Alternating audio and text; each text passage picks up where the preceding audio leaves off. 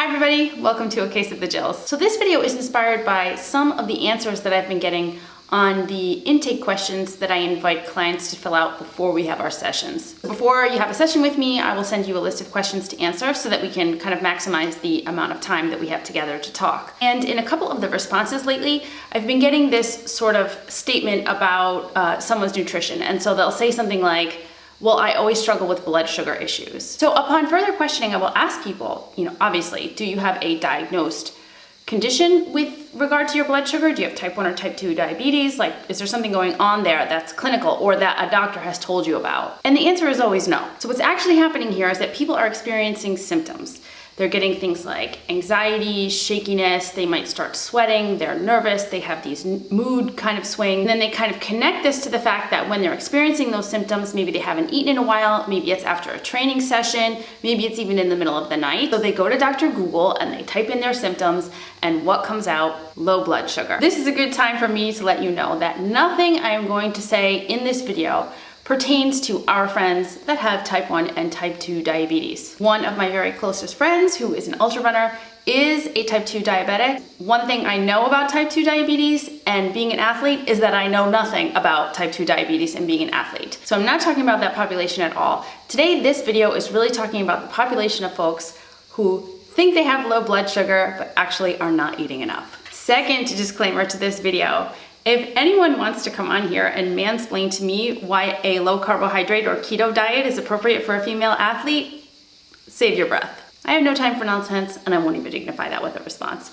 Okay, moving on. So are these people having a low blood sugar issue? Well, sure. However, they're skipping over the fact that in the absence of a legitimate diagnosis, we're talking about something that has a remedy, and that remedy is food. Let me give you another metaphor for this. It's like saying that when I take food out of the oven, it causes my hands to get burned. So you might say, I have an issue with weak skin. Well, have you heard of an oven mitt? Okay. What I'm trying to say here is that yes, blood sugar could be an issue, but it's not because you have something wrong with your insulin or your pancreas. What's going on here is that you're just not feeding yourself enough. Let's go back and let's make sure we understand this from the beginning. Let's look at where we might see this as athletes, where we might recognize ourselves in this concept, and what we can do about it. Low blood sugar is technically considered to be anything at 70 milligrams per deciliter or lower. I want to be clear here that even though this is sort of technically the cutoff for what is considered clinically to be low blood sugar, you can experience symptoms of low blood sugar even higher than this. By the way, don't go get a glucose monitor. No. Let's talk about, as athletes, the primary example that we have in our experience of low blood sugar. This is during training, particularly if you are an endurance athlete or an ultra endurance athlete. Everybody knows what a bonk is. Some of the symptoms that you may experience when you go through a bonk, I'm sure you probably know all of these, but just to make clear, you might be tripping, you might get very, very nervous, you might feel suddenly a great amount of anxiety about how much farther you have to go or how fast you're going or any other detail of the run. You might break out in a cold sweat. You might really suddenly want to stop and not have an exact reason why. You can also experience blackouts or spotty vision. The second place where we will most likely notice this as athletes is after our training. This is normal. Moderate to intense endurance training is going to cause blood sugar levels to drop. This drop in blood sugar can last up to 24 hours post-training session. And I'm not gonna go and get way into the weeds on this, but here is sort of a basic top line of why this happens. So in the first 15 minutes of exercise, you're just burning off simple sugars. After that, fuel is coming from the glycogen stored in the liver. And after 30 minutes, your body is getting energy from free fatty acids. So in all of this, you're depleting sugar and glycogen. Your body will replace this, but it can take anywhere between 4 and 6 hours if it's a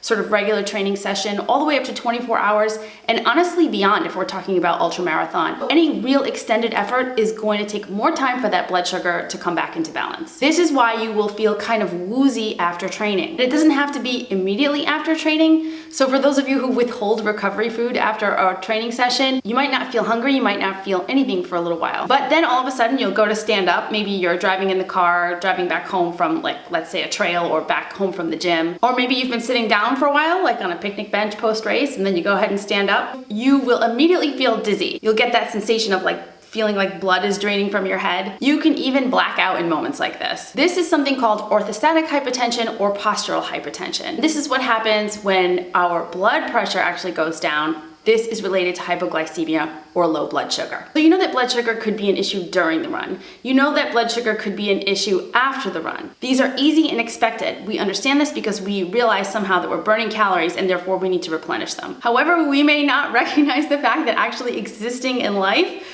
burns calories also that we need to fuel for and replenish. You know, it's that like breathing in and out thing. It like takes a little bit of energy to do. Sometimes we go along in our day, particularly on rest days if we're taking them. On the days that we're doing less physical activity or maybe no physical activity, those are typically the times where we're more likely to underfuel. Because we're not used to thinking about just living everyday life as being something that incurs caloric expenditure, we're saying, oh my gosh, why am I feeling dizzy? Why am I feeling woozy? Why do I feel so weird right now? We're not eating enough. Chronic undereating for an athlete in everyday life looks like this. You will find yourself exhausted. For athletes who really push themselves, it's not exhaustion like you need to lay down. What it typically is sort of this reluctance to go out and do your training session, or sometime along your training session, you just might want to like stop. The next two we have to put together.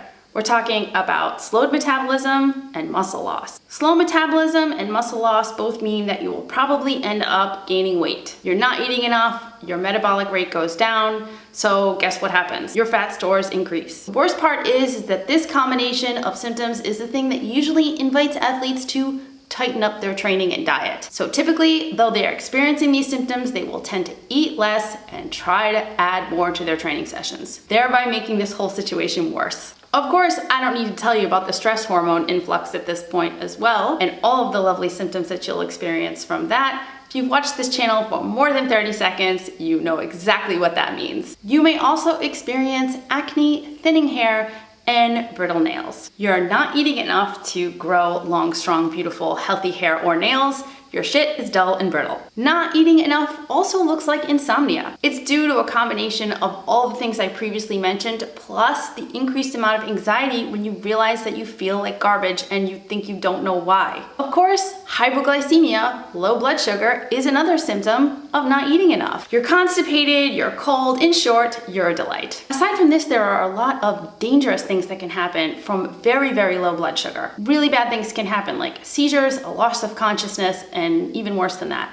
To be honest with you, this kind of stuff is totally above my pay grade, and so I'm gonna include a link below for you to check out if you've experienced these scary symptoms or think you might be headed in that direction. However, all this aside, in my opinion, the worst part of undereating is the following. Undereating and resulting unstable blood sugar is responsible for mood disorder, depression, and anxiety. For our population, this can be devastating. Most of us are abusing exercise in the first place because of really high levels of anxiety. So when you add undereating to the mix, you're just exacerbating the problem. You will get irritable, you will get defensive, you will get reactionary. You will not want help, you will not be in the brain space to hear anyone give you good advice.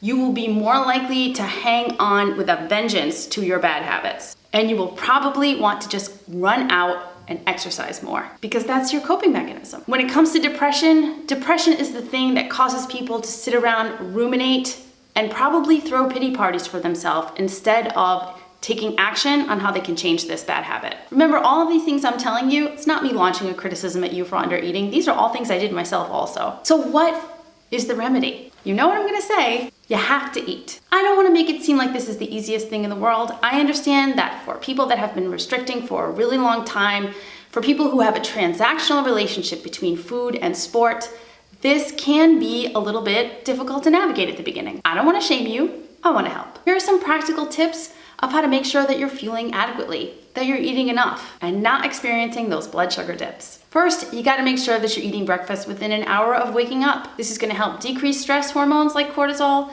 and it is gonna set you up for success for the rest of the day. Make sure you're eating something every 3 hours or so. And by the way, no, I'm not interested in the fact of I'm not that hungry today, or I'm not doing that much training today, so I don't need to eat that much today. It's not about what you feel like eating, it's what your body needs. Oh, you're not hungry? Here's a question. Do you get a period? No? Okay. I would also say that if you're watching this video, you're experiencing issues with blood sugar, and you should eat anyway. You're gonna have to try to aim for starchy carbohydrates at every meal. I'm not saying you gotta eat 2 pounds of pasta, but you gotta have something. Starchy carbohydrates are the ones that you have been told to not eat. So those are the pastas, the breads, the rice. And as you've heard me say many times before, for our community, it doesn't matter where you get your starchy carbohydrates. It doesn't matter what morality you want to assign to them or how clean you've been told they are. You just gotta eat them. You're gonna end up craving sweet foods because your brain wants the most caloric bang for the buck. This is normal. It's expected. And it's healthy. To the best of your ability, please try to not judge your own cravings or restrict the things that your body actually is telling you that it wants. If you do eat foods with a lot of simple sugars in them, whether it's fruit or whether it's like cookies and things like that, that's awesome. Just make sure that you eat them with a protein and maybe a fat source as well. That'll help keep your blood sugar stable and avoid those big crashes. For the love of God, please pack snacks. Pack snacks. Can't leave anything up to chance. You know, you've heard me say this a million times. I'm a celiac. There's no excuse. I have to bring snacks everywhere. Everyone can bring snacks. And here's a really important one. If you are thinking about food, it means your body wants food. It's telling you something. So my message here today is one of my favorites. Your body is really good at telling you what it needs. We're just not really that good at listening, particularly for athletes or people who've been sort of restricting their food choices or in that transactional relationship with food for a really long time. We are more apt to diagnose ourselves with a condition than actually think about the fact that the remedy is much easier than what we think. I invite you to resist diagnosing yourself with some type of pathology and actually owning up to what you can do to make it better. Tulip invites you to do the same. If you have questions about this or you'd like to talk to me about it a little bit more, you can schedule a mentoring call with me at acaseofthejills.com. The link is below. You can also email me at acaseofthejills@gmail.com. You can follow me on Instagram. Please like and subscribe if you like this video. Hey folks in the United States, please wear a mask. It's a no-brainer. Hope you guys are having a great week wherever you are, and I will see you again soon. Thanks for watching.